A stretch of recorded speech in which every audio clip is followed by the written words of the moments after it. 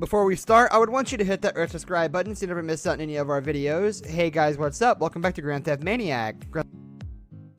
Number 1, a brand new character. We've grown accustomed to Franklin Clinton, Michael DeSanta, and Trevor Phillips because they're all we've known for the past decade. Finally, Rockstar has decided to incorporate a brand new character into their game, and his name has been announced as Ricardo. We're all dying to meet him and learn his backstory and find out how exactly he fits into the world of Grand Theft Auto. There's rumors about him being completely separate from the trio we already know. He may never even get to meet them. This will make more sense as more teasers are announced closer to the re-release date. Despite knowing so little, it's confirmed that he will in fact be a playable avatar who we can use to complete missions. Number 2, entire new location. Grand Theft Auto has taken some of the most popular American cities and modeled their locations around them. Vice City is supposed to mirror Miami. Liberty City, as the name implies, is created after New York City, where there's a giant statue of Liberty, and Los Santos has been made with Los Angeles in mind. While these places are beautiful and lovely, GTA shapes them to fit their theme, which is a lot darker and mysterious. With GTA 6 comes a new map location which is said to be inspired by Rio de Janeiro, a city in Brazil. Although not culturally what most people are used to, the game will tweak real aspects of the city so the majority of people can make sense of it. Names of stores and streets may be written in Portuguese on the actual Earth version, but in the game, that will obviously not be the case. While this does take away slightly from the reality aspect, they are not saying they will copy the city, but will take inspiration from it. Number 3, immersive style gaming. GTA does not utilize a lot of speaking or text, and usually there will be limited information available when it's required.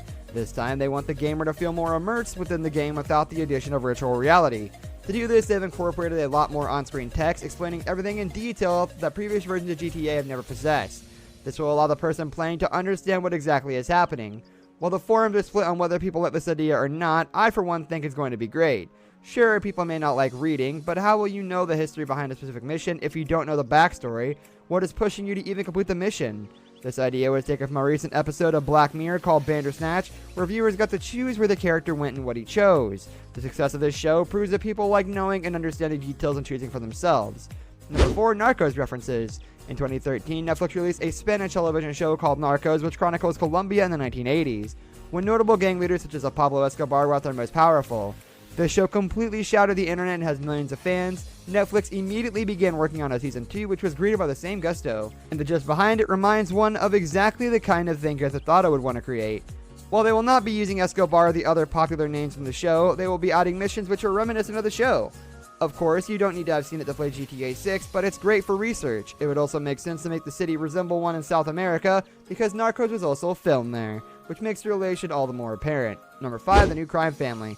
Since we can't have Pablo Escobar, we will be getting a replacement. While you may already know Martin Madrazo, the one we will be seeing in GTA 6 is going to be a completely different man. The middle-aged man from GTA 5 will be taking his seat, and we will meet him back in the 80s. It's so exciting to see this character backstory and family life, because he's definitely going to have a much bigger role than he's had in the past. Number 6, out-of-this-world graphics. One thing that Rockstar has never let us down with is the graphics it presents in its video games. Red Dead Redemption showed a realistic style of game, which we are told will not be happening in GTA. Instead, we will continue with the type of graphics we know and love, albeit with many improvements. 7 years is a long time and technological advancement has come a huge way, so we will definitely be taking advantage of that. Number 7, weather. To add a touch of more realism to the game, Rockstar has concluded that real-life weather will be included in the update. Yep, we will be getting rainy days, sunny days, and everything else you can think of. This way Mother Nature affects real lives will also be portrayed when your mission gets cancelled or extended due to thunderstorms, hailstorms, or even tornadoes. While we don't get the graphics too much, we should be happy with this because it's not an easy feat. No other game has been able to successfully accomplish this without coming with extreme lags and delays, but if anyone can do it, Rockstar can. This brings us to the end of our video. Hope you enjoyed it. Hit like if you did, and don't forget to subscribe to our channel so you don't miss out on any of our videos in the future. Also watch the 2 videos that are on your screen because I'm sure you'll love them. With that, I'll see you in the next video.